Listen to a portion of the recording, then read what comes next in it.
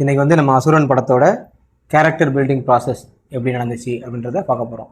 So அசுரன் படத்தோட idea என்னன்னு பார்த்தா, அந்த லேண்ட் இஷ்யூ, ஒரு பர்டிகுலர் குரூப்போட லேண்டை வந்து இன்னொரு குரூப் வந்து எப்படியாவது எடுத்துக்குது அப்படின்னு சொல்கிற லாஸ்ட்டில் டைலாக் சொல்லுவாங்கள்ல, சிதம்பரம் நம்மகிட்ட ரூபா இருந்தால் பிடிங்கிப்பாங்க, லேண்ட் இருந்தால் வாங்கிப்பாங்கன்னு சொல்லுவாங்கள்ல, அந்த மாதிரி லேண்ட் இஷ்யூ தான் இந்த படத்தோட ஹோல் ஐடியா. அதை வந்து எப்படி இவங்க ஸ்டோரியாக மாற்றிருப்பாங்க அப்படின்றது நம்ம வந்து ஸ்க்ரீன் ப்ளே ரேட்டிங் ரேட் ஒன்றில் பார்த்துருப்போம். இங்கே வந்து இந்த கேரக்டர்ஸ்லாம் எப்படி டெவலப் பண்ணியிருக்காங்க, ஒரு ஐடியாவிலேருந்து எப்படி கேரக்டர்ஸ் டெவலப் ஆச்சு அப்படின்றத நம்ம பார்க்க போகிறோம். ஸோ இப்போ ஐடியா வந்து லேண்ட் இஷ்யூ அப்படின்றதுனால ஒருத்தர்கிட்ட லேண்ட் இருக்கும், இன்னொருத்தர் லேண்டை வந்து வாங்கணும் அப்படின்னு ஆசைப்படுவார். ஸோ ரெண்டு பிரிவு வந்து இங்கேயே வந்துருச்சு. ஸோ ஒருத்தர் லேண்டு இருக்குது, இன்னொருத்தருக்கு லேண்டு தேவைப்படுது, அந்த லேண்டு தேவைப்படுது. ஸோ எதுக்காக தேவைப்படுது அப்படின்ற அந்த காரணத்தை நீங்கள் வந்து கொண்டு வந்துடணும். அசுரன் படத்தில் எதுக்காக கொண்டு வந்திருப்பாங்க அப்படின்னா, ஒரு ஃபேக்ட்ரி கட்டணும் அப்படின்ற ஒரு காரணத்தை கொண்டு வந்திருப்பாங்க. ஸோ அது இங்கே கேரக்டர் பில்டிங்க்கு தேவைப்படாது. ஸோ இப்படி தான் வந்து ஐடியாவிலேருந்து அந்த விஷயத்தை கொண்டு வருவாங்கன்னு சொல்கிறதுக்காக சொல்கிறேன். இப்போ கேரக்டர்ஸ் எப்படி டெவலப் பண்ணுவாங்கன்னா, இந்த லேண்ட் இருக்கிற வந்து யாருக்கிட்ட அந்த லேண்டு இருக்குது, அந்த கேரக்டர்ஸ்லாம் ஒரு பக்கம். இந்த லேண்டு வேணும் அப்படின்னு சொல்கிறவங்க வந்து அந்த காரணத்துக்காக, இப்போ ஃபேக்ட்ரி கட்டணும், சிமெண்ட் ஃபேக்ட்ரி கட்டணும் அப்படின்னு காரணத்துக்காக லேண்டு வேணும் அப்படின்னு ஆசைப்படுறது யார் அப்படிங்கிறது இன்னொரு கேட்டகரி. ஸோ லேண்டு இருக்கிற ஃபேமிலி யாருன்னு பார்த்தா சிவசாமி ஃபேமிலி. லேண்டு வேணும் அப்படின்னு நினைக்கிற அந்த ஃபேமிலி யாருன்னு பார்த்தா வடக்குரான் ஃபேமிலி. ஸோ அப்போ இந்த ஃபேமிலியை நீங்கள் வந்து பில்ட் பண்ணணும். ஸோ கேரக்டர் பில்டிங் ப்ராசஸில் அந்த ஒரு ஆள் சிவசாமி அப்படின்ற ஒரு ஆள்னா, அவர்கிட்ட அந்த லேண்ட் இருக்கா, அவர் பேரில் இருக்கா, அது உங்கள் முடிவு தான். இப்போ சிவசாமி பேரில் தான் லேண்ட் இருக்குன்னு சொன்னாலும் எந்த பிரச்சனையும் இல்லை. ஆக்சுவலாக கதையில் எந்த பிரச்சனையும் இல்லை. நீங்கள் கதையை வந்து நீங்கள் எப்படி வேணாலும் மாற்றிக்கலாம், எப்படி வேணாலும் சேஞ்ச் பண்ணிக்கலாம். ஆனால் ஐடியா மாறாது. அந்த ஐடியாவை நீங்கள் வச்சுக்கலாம். ஸோ லேண்ட் இவர்கிட்ட இருக்குது. ஸோ இங்கே சிவசாமி பேரில் இருக்கணும்னு அவசியம் கிடையாது. ஸோ அதனால் சிவசாமியோட ஒய்ஃப் பேரில் இருக்கணும். அந்த ஒய்ஃப் வந்து அவருக்கு ஒரு அண்ணன் இருக்குது, 2 பேர் பேர்லேருந்து இருக்குது, ஆக்சுவல் லேண்ட் இருக்குது. ஸோ தங்கச்சிக்காக எழுதி கொடுத்துட்டாரு. அப்போ தங்கச்சிக்கு அப்புறம் அவங்க பிள்ளைங்களுக்கு வேணும். இப்போ எத்தனை பிள்ளைங்க, நீங்கள் 2 பிள்ளைங்க 3 பிள்ளைங்களாம் இல்லை, 4 5 எத்தனை பிள்ளைங்களும் வச்சுக்கலாம். இந்த படத்தில் 3 பிள்ளைங்க வச்சுருக்காங்க. ஸோ இப்போ வந்து சிவசாமி ஃபேமிலி பார்த்தா, சிவசாமியோட ஒய்ஃபு, அப்புறம் 2 பசங்க, ஒரு பொண்ணு, அப்புறம் அந்த ஒய்ஃபோட அண்ணன், இப்படி அந்த ஃபேமிலியை வந்து பில்ட் பண்ணணும். ஸோ நீங்கள் எப்படி வேணாலும் இந்த ஃபேமிலியை பில்ட் பண்ணலாம். இப்படி தான் வந்து இந்த கேரக்டரை பில்ட் பண்ணணும்லாம் கிடையாது, எப்படி வேணாலும் பில்ட் பண்ணலாம். ஸோ அது வந்து கதைக்கு தகுந்தாப்புல நீங்கள் வந்து பில்ட் பண்ணிடுறாங்க. ஏன் இப்படி பில்ட் பண்ணியிருக்காங்கன்றதை போக போக நம்ம வந்து பார்க்கலாம். ஸோ அதே மாதிரி ஆப்போசிட்டாக வந்து வடக்குரான் கேங், வடக்குரான் ஒருத்தர் இருப்பான், அப்புறம் அவன் தம்பி இருப்பான், அப்புறம் வடக்குரானோட பையன், இப்படின்னு 3 பேரை காமிச்சிருப்பாங்க கேரக்டர். இப்போ 2 பக்கமும் ஸ்ப்ளிட் ஆயிடுச்சு. ஸோ கேரக்டர் பில்டிங் ப்ராசஸில் ஃபஸ்ட்டு ஸ்டெப்பே வந்து ஒரு பர்பஸ், அந்த பர்பஸ்லேருந்து 2ஆக ஸ்ப்ளிட் ஆகுது. அந்த ஸ்ப்ளிட் ஆகிறது ஒரு பக்கம் ஒரு கேங்கு, இன்னொரு பக்கம் இன்னொரு கேங் அப்படின்னு பிரிச்சுக்கணும். ஸோ மோஸ்ட்லி எல்லா மிஷனுக்குமே, இந்த மாதிரி கைண்ட் ஆஃப் எல்லா ஸ்க்ரீன் பிளேக்குமே இது அழகாக பிரிஞ்சிடும். ஸோ நீங்கள் ஐடியாவை நல்லா தெளிவாக புரிஞ்சுக்கிட்டிங்கன்னா 2ஆக ஸ்ப்ளிட் ஆயிரும். அதுலேருந்து நம்ம வந்து கேரக்டரை எழுத ஆரம்பிச்சிடலாம். ஸோ நம்ம ஃபஸ்ட்டு நம்ம வந்து சிவசாமின்ற கேரக்டர் தான் எழுதுவோம், அப்புறம் இங்கே வடக்குரான் கேரக்டர் எழுதுவோம். இப்போ அதுக்கு சப்போர்ட்டிங் கேரக்டர்ஸ் நீங்கள் கொடுக்கணும். அதுதான் வந்து இவங்களோட ஃபேமிலி. இப்போ அந்த ஃபேமிலி வந்து சிவசாமியோட ஒய்ஃபு, அப்புறம் அவங்களோட அண்ணன், அப்புறம் எத்தனை குழந்தைங்க அப்படின்னு நீங்கள் பில்ட் பண்ணுறீங்க. இப்போ ஒருவேளை சிவசாமி மட்டும் தனியாக இருக்காரு அப்படின்னு நீங்கள் வச்சிங்கன்னா கதை வேறு மாதிரி இருக்கும். இந்த மாதிரி இருக்காது. ஏன்னா சிவசாமிக்கு ஃபேமிலி இருந்தால் தான் ஃபேமிலியில் ஒருத்தனை கொலை பண்ணுறான் வடக்குறான், அதனால வடக்குறானை பழி வாங்குறது அப்படின்னு கதையை நாங்கள் கொஞ்சம் மாதிரி டெவலப் பண்ண முடியும். ஸோ அப்போ ஒரு பையனை கொண்டு வந்துடுவாங்க. அப்போ அந்த பையனை கொண்டுட்டாங்கன்னா சிவசாமியே பழி வாங்கினா ஒரு கதை, சிவசாமியோட பையன் இன்னொரு பையன் வந்து பழி வாங்கி அவனை காப்பாற்றுறதுக்காக இவன் வந்து பண்ணுறான்னா அது இன்னொரு கதை. ஸோ இப்படி தான் நீங்கள் கேரக்டரை பில்ட் பண்ணும்போது கதையே சேஞ்ச் ஆகும். ஏன்னா முன்னாடியே சொல்லியிருக்கிறேன், தொடர்ந்து வீடியோ ஃபாலோ பண்ணிங்கன்னா உங்களுக்கு தெரிஞ்சிருக்கும். ஒரு ஸ்டோரி வேர்ல்டு, அந்த ஸ்டோரி வேர்ல்டுக்குள்ளே நீங்கள் கேரக்டரை கொண்டு போகிறீங்க. அந்த கேரக்டர்ஸ்குள்ளே நடக்கிற அந்த இன்ட்ராக்ஷன், அந்த கேரக்டருக்குள்ளே இன்ட்ராக்ஷன் இருக்கும், அந்த ஸ்டோரி வேர்ல்டுக்குள்ளே இன்ட்ராக்ஷன் இருக்கும். அதுதான் வந்து ஸ்டோரி. ஸோ இப்படி தான் வந்து ஒரு கேரக்டர் பில்டிங் பண்ண ஆரம்பிக்கணும். ஸோ ஃபஸ்ட்டு வந்து ஒரு ஐடியா, அந்த ஐடியாவை நீங்கள் ஸ்பிட் பண்ணிங்கன்னா ஒன்று ஃபார், இன்னொன்று அகேன்ஸ்ட்டு, நீங்கள் எப்படி வேணால் எடுத்துக்கலாம். அதுக்கப்புறம் அந்த கேங்கில் ஒரு ஆள், சிவசாமியோட பையனை கொண்டுட்டாங்க அப்போ இந்த கதையை வச்சு நான் சொல்கிறேன். நீங்கள் வந்து இதே கதையை வேறு மாதிரி நீங்கள் பில்ட் பண்ண ஆரம்பிச்சிடலாம். சிவசாமிக்கு பையனே கிடையாது, சிவசாமியோட ஒய்ஃபை வந்து கொண்டுட்டாங்க அப்படின்னா அதுக்கு அவர் பழி வாங்க போகிறாருன்னா கதை வேறு மாதிரி மாறிடும். ஸோ இந்த கதையில் அவங்க என்ன எழுதுறாங்கன்னா, அந்த கேரக்டர்ஸை உருவாக்குறாங்க. ஸோ இப்படி ஒரு ஃபேமிலியை உருவாக்குறது காரணமே இந்த கதைக்குள்ள அதை கொண்டு வரதுக்காக தான். ஸோ நம்மளுக்கு கதை தெரியும், அவங்க எழுதியிருப்பாங்க, லாக்லைன் படுத்துகிற நம்ம அந்த கதையை தெரியும். அங்கேருந்து எப்படி டெவலப் பண்ணியிருப்பாங்கன்னா, சிவசாமிக்கு பையன், அந்த பையனை இவன் கொண்டுருவான் வடக்குறான். ஸோ அதனால இவனோட தம்பி, அதாவது சிவசாமியோட 2வது பையன் வந்து வடக்குறானா கொண்டுருவான். அதனால வடக்குறானோட தம்பியும் பையனும் வந்து இவங்களை பழி வாங்குறான். யாரை? இந்த பையனை, சின்ன பையனை வந்து கொலை பண்ணணும் அப்படின்னு துடிக்கிறாங்க. அதை வந்து இவன் காப்பாற்றினானா அப்படின்னு தான் லாக்லைன் பண்ணியிருப்போம். அந்த லாக்லைனை நீங்கள் வச்சு நீங்கள் இதை யோசிக்கும் போது இன்னும் அழகாக வந்து இந்த கேரக்டர்ஸ் அதுக்கப்புறம் பில்ட் பண்ணுங்க. ஏன்னா ஃபஸ்ட்டு ஸ்டெப்பு சொல்லிட்டேன், கேரக்டர் பில்டிங் ப்ராசஸ் ஃபஸ்ட்டு இனிஷியலாக ஒரு ஸ்டெப் ஆரம்பிக்கும். மெயின் கேரக்டர்ஸை நீங்கள் பில்ட் பண்ணணும். அதை வச்சு நீங்கள் நீங்கள் 10 ஸ்டேஜஸ் ஆஃப் ஸ்க்ரீன் பிளே வந்து தனியாக எடுத்து வச்சு மாற்றி மாற்றி பாருங்கள், உங்களுக்கு நல்லா புரியும். ஏன்னா கேரக்டர் பில்டிங் ப்ராசஸ் தான் ரொம்ப ரொம்ப முக்கியம். ஓகே, 10 ஸ்டேஜும் முக்கியம். அதில் முக்கியமான ஸ்டேஜ் வந்து இந்த கேரக்டர் பில்டிங் ப்ராசஸ் தான். இதில் மெயின் கேரக்டர்ஸை உருவாக்கணும்னு சொல்லியிருக்கிறேன். அங்கேயே நான் இந்த எக்ஸாம்பிள் கொடுத்துருப்பேன். ஸோ அதே தான் இங்கேயும் ஐடியாலேருந்து ஃபார் அகேன்ஸ்ட் பிரிச்சுட்டு மெயின் கேரக்டர் உருவாக்கிறீங்கன்னா இந்த மெயின் கேரக்டருக்கு நீங்கள் கொடுக்குற சப்போர்ட் தான், அந்த ஃபேமிலி தான் இந்த கதையை வந்து அடுத்த ஸ்டெப்புக்கு நகர போகுது. ஸோ ஒவ்வொரு டைமும் நீங்கள் ஒரு புது புது கேரக்டர் இன்ட்ரடியூஸ் பண்ணிட்டீங்கன்னா கதையில் ஒவ்வொரு டைமும் நீங்கள் வேறு வேறு சேஞ்சஸ் கொடுக்க போகிறீங்க, இல்லை இம்ப்ரூவ் பண்ண போகிறீங்க, டெவலப் பண்ண போகிறீங்க அப்படின்றது மாறும். அதுதான் நடக்குது இங்கே. ஸோ அப்படி தான் வந்து சிவசாமியோட பையன் கேரக்டர் கொண்டு வருவாங்க. அதை வடக்குறம் கொண்டுட்டான்னு சொல்லுவாங்க. அப்போ அவன் பதிலுக்கு பழி வாங்குறதுக்கு இன்னொரு பையன் இருக்கணும், சின்ன பையன் இருக்கணும். ஏன்னா ஸ்ட்ரைட்டாக சிவசாமியே போய் பழி வாங்குற மாதிரி காமிச்சா அது ஒரு கதை. நம்ம இந்த அசுரன் கதையை பார்க்க மாட்டோம், வேற ஒரு கதையை பார்ப்போம். ஸோ அதனால இவங்க என்ன பண்ணுறாங்க, தம்பியை கொண்டு வந்து அவன் வந்து ஒரு கொலை பண்ணிட்டா அப்படின்னா அந்த ஒரு கேரக்டர் உள்ள கொண்டு வராங்க. அந்த கேரக்டரை கொலை பண்ணிட்டா அப்படி பார்த்துட்டு நின்று இருக்க மாட்டாங்க, சரி தப்பிச்சு ஓடுவாங்க. ஏன் ஓடுறான் அப்படின்னு சிவசாமியோட கேள்வி வருது இல்லை, அப்போ ஃப்ளாஷ்பேக் லேயர் உருவாகுது. அந்த ஃப்ளாஷ்பேக் லேயர் தான் ஆக்சுவலாக வெக்கை அப்படின்ற ஒரு புக்கில் இருந்து தழுவி எடுக்கப்பட்டது. அந்த கதை ஆல்ரெடி உருவான கதை.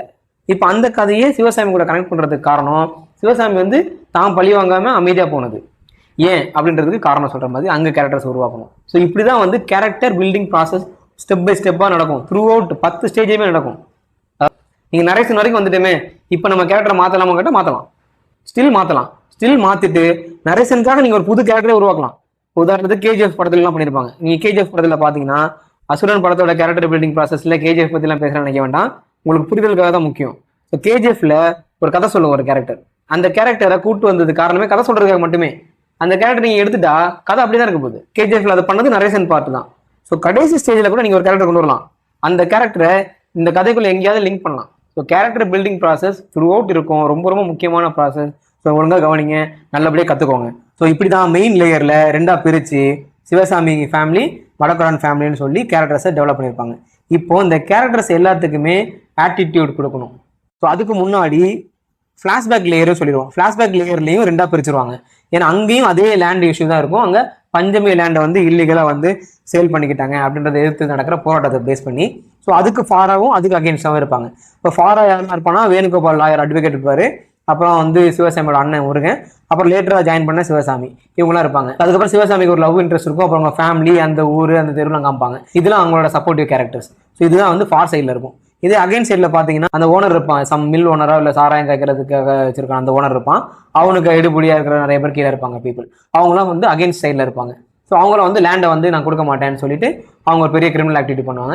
அதுக்காக சிவசாமி ரிட்டலைட் பண்ணும்போது அதில் நிறைய இழந்ததுனால அவன் கிளம்பி இந்த ஊருக்கு வந்திருப்பான்னு அந்த ஃப்ளாஷ்பேக் காமிச்சிருப்பாங்க. அங்கேயுமே இதே மாதிரி தான் ஒரு மெயின் ஐடியா, அந்த பர்டிகுலர் லேயருக்கு உண்டான ஐடியாவிலேருந்து பிரிஞ்சு ஃபார் அகேன்ஸ்ட்னு கேரக்டர் பில்ட் பண்ணியிருப்பாங்க. அந்த கேரக்டர்லேருந்து யார் செத்து போகிறா, அதனால இவனுக்கு என்ன ரிட்டலைட் பண்ணுறாங்க அப்படின்னு அங்கேயும் கேரக்டரை வச்சு தான் அந்த ஸ்டோரி வேர்ல்டுக்குள்ளே இன்ட்ராக்ட் பண்ணியிருப்பாங்க. நல்லா கவனிக்கணும். So idea, story world, character building process, mission, logline தான் சொல்லியிருப்போம். ஸோ அதில் ரொம்ப முக்கியமாக அந்த கேரக்டர் பில்டிங் ப்ராசஸ் வந்து ஐடியாவிலிருந்தும் ஸ்டோரி வேர்ல்டுலேருந்து தான் இன்ட்ராக்ட் ஆகி உங்களுக்கு கேரக்டர் பில்ட் பண்ணும். ஸோ நீங்கள் கதை யோசிக்கும் போதே பில்ட் பண்ண ஆரம்பிக்கும் போதே ஐடியாவிலேருந்தே பில்ட் பண்ண ஆரம்பிக்கிறீங்க ஆக்சுவலாக. ஸோ கதையை பில்ட் பண்ண ஆரம்பிக்கிறீங்க, அப்புறம் ஸ்டோரி வேர்ல்டை பில்ட் பண்ண ஆரம்பிக்கிறீங்க, அதுக்கப்புறம் கேரக்டரை பில்ட் பண்ண ஆரம்பிக்கிறீங்க. கேரக்டர் பில்ட் பண்ண ஆரம்பித்த உடனே நீங்கள் ஐடியாவை சேஞ்ச் பண்ணலாம்னா பண்ணலாம்.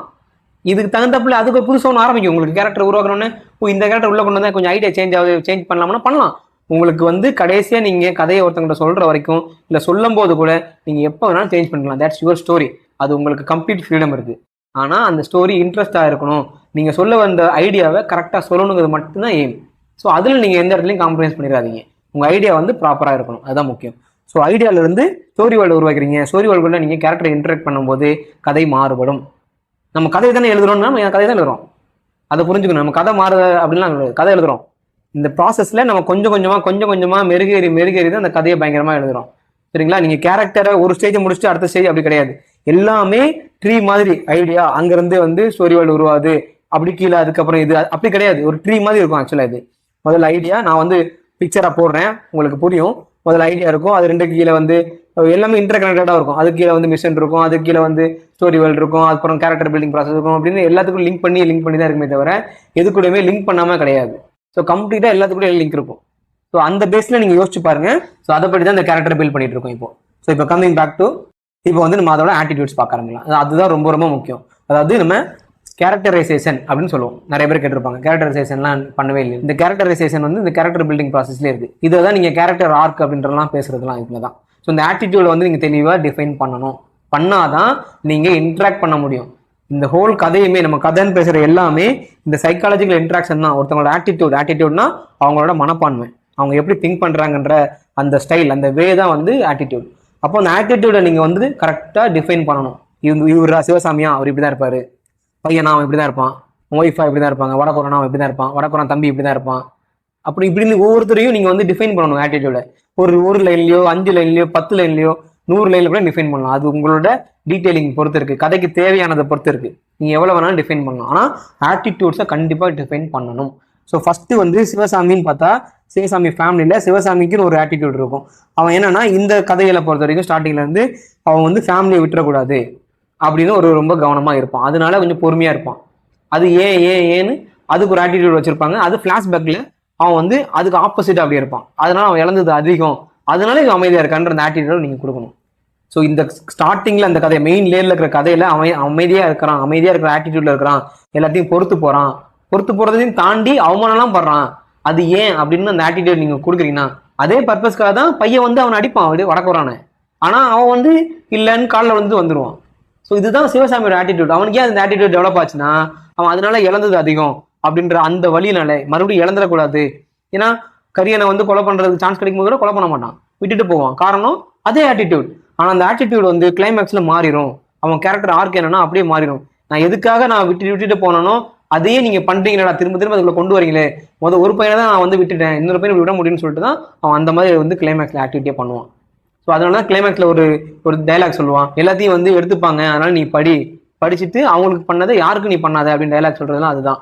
ஏன்னா அவன் ரொம்ப பட்டுட்டான், மறுபடியும் ஃபேமிலியை விட்டுறக்கூடாதுக்காக தான் அந்த இதை பண்றான். ஸோ அவனுக்கு அந்த ஆட்டிடியூடை நீங்க டிஃபைன் பண்ணணும். அந்த ஆட்டிடியூடை டிஃபைன் பண்ணிட்டு மறுபடியும் ரீசெக் பண்ணுங்க. நீங்க கதை முடிச்சிட்டீங்கன்னா இந்த ஆட்டிடியூடை வச்சு நீங்க கதையெல்லாம் செக் பண்ணணும், வெரிஃபை பண்ணி.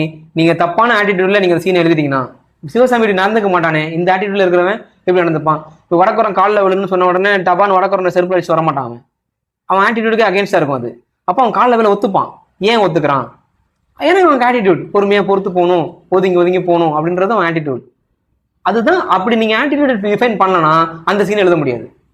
அதுதான் சிவசாமியோட ஆட்டிடியூட். அதுக்கப்புறம் பார்த்தா அவன் பையனோட ஆட்டிடியூட், அவங்க அம்மாவோட ஆட்டிடியூட் எல்லாம் ஒரே மாதிரி தான் இருக்கும் கிட்டத்தட்ட. என்னன்னா பிரச்சனை அப்படின்னா பயப்பட மாட்டாங்க, எதிர்த்து அடிப்பாங்க, பின்னாடி வரதை யோசிக்க மாட்டாங்க, இழந்துருவோம் அப்படின்ற பயம் இருக்காது. ஏன்னா பையன் வந்து ஓப்பனாவே சொல்லுவான், திருப்பி அடிக்கணும்பா, உன்ன மாதிரிலாம் பயந்துட்டு வேலைக்கு ஆகாது, நீ ஏன் இப்படி பயந்து சாவறியோ அப்படிலாம் சொல்லுவான். எனக்கு இதே மாதிரி தான் ஆக்சுவலா சிவசாமி அங்கே இருந்திருக்கான். அப்போ அதனால என்ன நடந்துச்சுன்றது அவனுக்கு தெரியும், அதனால இவனை பண்ணாதுன்னு இவனை சொல்லுவான். அந்த ஆட்டிடியூட்ல இவன் பேசுவான் சிவசாமி வேலுமுருகன் கிட்ட. ஆனா வேலுமுருகன் இப்ப எனக்கு கதை தெரியாது அவனுக்கு, அதனால நீ எப்படி பயந்து சாவறான்னு சொல்லி அவன் அப்படியே சுத்திட்டு இருப்பான். ஸோ அவன் தைரியத்தை நினைச்சு நான் சந்தோஷப்படுறதா பயப்படுறதான்னு தெரியலன்னு சொல்லிட்டு சிவசாமி டைலாக் பேசுவான். காரணம் அவனுக்கு அந்த ஆட்டிடியூட். இப்போ வேல்முருகன் ஆட்டிடியூட்ல தான் அந்த டைலாக் எழுத முடியும்.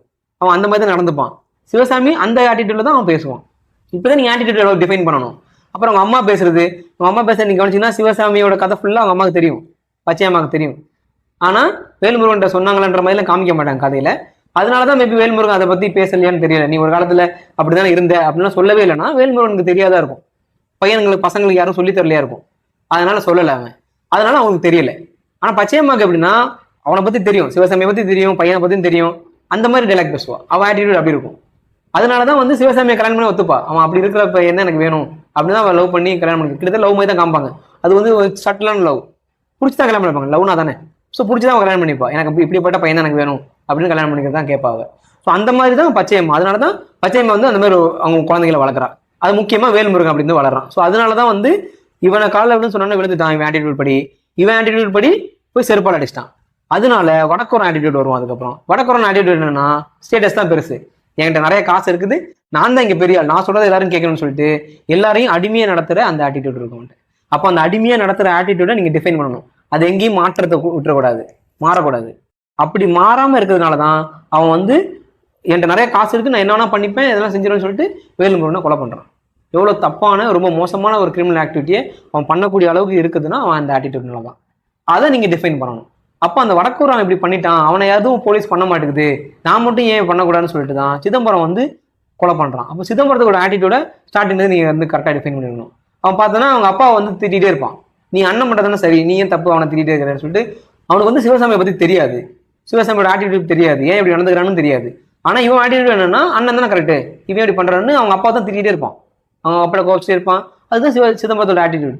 அதனால தான் சிதம்பரம் வந்து சிவசாமியோட சொல்லாம, பச்சை மட்டும் சொல்லாம, அவன் மாமாட்ட கூட சொல்லாம நேராக போய் அவன் வந்து ஒரு கிரிமினல் ஆக்டிவிட்டி பண்ணிடுவான். அது சிதம்பரத்தோட ஆட்டிடியூட். அந்த ஆட்டிடியூட் அவன் வந்து சரின்னு நினைக்கிறதுனால தான் லாயர் வேணுகோபாலை மீட் பண்ணும்போது அவன் இதே டைலாக் சொல்லுவான். அவனு தான் கொலை பண்ணான், அவனும் போலீஸ் பண்ணல, இப்போ என்ன மட்டும் எது பண்றாங்கன்னு சொல்லி அவன் கேட்பான். ஸோ அது வந்து சிஸ்டத்தை கொஸ்டின் பண்ற மாதிரி தான் இருக்குங்க. அது அவனையும் நீங்க தண்டிக்கணும், இவனையும் தண்டிக்கணும் தான். அவனை தண்டிச்சிருந்தா இந்த பிரச்சனை இல்லை அப்படின்ற மாதிரி அதை வந்து சொல்லியிருப்பாங்க. ஸோ இதுதான் சிதம்பரத்தோட ஆட்டிடியூட்.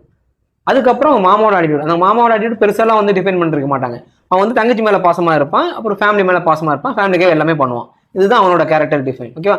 இதுக்கப்புறம் வடக்குறவனோட தம்பி, வடக்குறவனோட பையன். அங்கேயும் பெருசா ஒன்றும் கிடையாது. வடக்குறவன் மாதிரி தான் இருக்கும், பெரிய டிஃபரன்ஸே இருக்காது. பெருசா டெப்தா ஒரு சேஞ்ச் கொடுக்கணும், ஒரு கேரக்டரைசேஷன் பண்ணலாம் இருக்காது. 3 பேரும் கிட்டத்தட்ட ஒரே மாதிரி கேரக்டரைசேஷன் பவுண்டரிக்குள்ள வந்துருவாங்க. இப்படிதான் வந்து மெயின் லேயர்ல இருக்கிற இந்த 2 கேங்கோட கேரக்டர் ஆட்டிடியூட்ஸை வந்து டிஃபைன் பண்ணியிருப்பாங்க. அதுக்கப்புறம் ஃபிளாஷ்பேக் லேயர்ல இருக்கிற அந்த கேரக்டர்ஸையும் நம்ம பார்த்துடலாம். அது ரொம்ப சிம்பிளா இருக்கும். என்னன்னா, ஒருத்தர் வந்து பஞ்சமி நிலத்தை வந்து இல்லீகலா பண்ணிட்டு இருக்காங்க, மீட்கணும் அப்படின்னு சொல்லி போராடுற ஒரு கேங். அவங்க வந்து போராட்டம் நான் வயலன்ஸ் தான் பண்ணுவாங்க, வயலன்ஸ் பண்ண மாட்டாங்க அப்படின்ற ஒரு ஒரு ஒரு ஆட்டிடியூட்ல இருப்பாங்க. இன்னொரு பக்கம் அப்படியே ஆப்போசிட், அந்த லேண்டை வந்து நான் முழுக்க என் கண்ட்ரோல் தான் வச்சுப்பேன், உங்களால் என்ன பண்ணணும் பண்ணிக்கலாம்னு சொல்லிட்டு அவன் என்ன வேணாலும் பண்ண முடியும்னு நினைக்கிறேன். அதே வடக்குறனோட அங்க இன்னொரு வெர்ஷன் தான் வந்து அந்த பக்கத்துல ஃபிளாஷ்பேக்ல இருக்கிற அந்த அகேன்ஸ்ட் இருக்கிற ஆளோட ஆட்டிடியூட் சேம் தான். பெரிய டிஃபரன்ஸ் பெருசா அப்படிலாம் ஆகும்னு இருக்காது. சிவசாமியோட கேரக்டர் என்னன்னா, இப்போ இந்த வேல்முருகன் என்ன பண்ணானோ அதே மாதிரி கேரக்டர் அங்க கொடுத்துருப்பாங்க. இப்போ எப்படின்னா, வேல்முருகன் கேரக்டரை சிவசாமிக்கு கொடுத்துருக்காங்களா ஃபிளாஷ்பேக்ல, அதாவது டைம் இப்படி வந்தா சிவசாமி கேரக்டரை வேல்முருகன் கொடுத்துருக்காங்க. ஆனா பேர் வந்து அண்ணனோட பேரை முருகன் வச்சிருப்பாங்க. அந்த முருகன் கேரக்டரோட அந்த பொறுமையை வந்து இப்ப சிவசாமி இருப்பான்.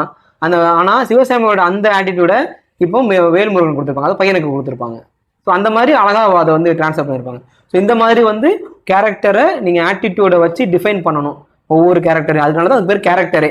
ஸோ அந்த கேரக்டர் ஆட்டிடியூட் சேஞ்ச் ஆகுதுன்னா அது நம்ம கேரக்டர் ஆர்க்குன்னு சொல்றோம். இப்போ சிவசாமி அப்படி இருந்தா அவன் வந்து இப்படி பொறுமையா மாறிட்டான், மறுபடியும் அவனை இந்த மாதிரி பண்ண வச்சு மறுபடியும் ஜெயிலுக்கு போயிட்டான். அவனோட கேரக்டர் ஆர்க் பார்த்தீங்கன்னா அப்படியே வளையும், அப்படியே ஒரு இடத்துல நிற்காது. ஒரு புள்ளி, அப்புறம் மேலே ஒரு புள்ளி, அப்புறம் ஒரு கீழே ஒரு புள்ளி, அப்புறம் மேலே ஒரு புள்ளின்னு அப்படி வளையுது. அதனால தான் அது பேர் கேரக்டர் ஆர்க்குன்னு சொல்கிறோம். ஸோ இப்படி தான் வந்து அசுரன் படத்தோட கேரக்டர்ஸை பில்ட் பண்ணியிருப்பாங்க. ஸோ தொடர்ந்து வீடியோ பாருங்கள். நம்ம இந்த மாதிரி கேரக்டர் பில்டிங் ப்ராசஸ் எல்லா படத்துக்கும் போட்டுக்கிட்டே இருப்போம். நன்றி.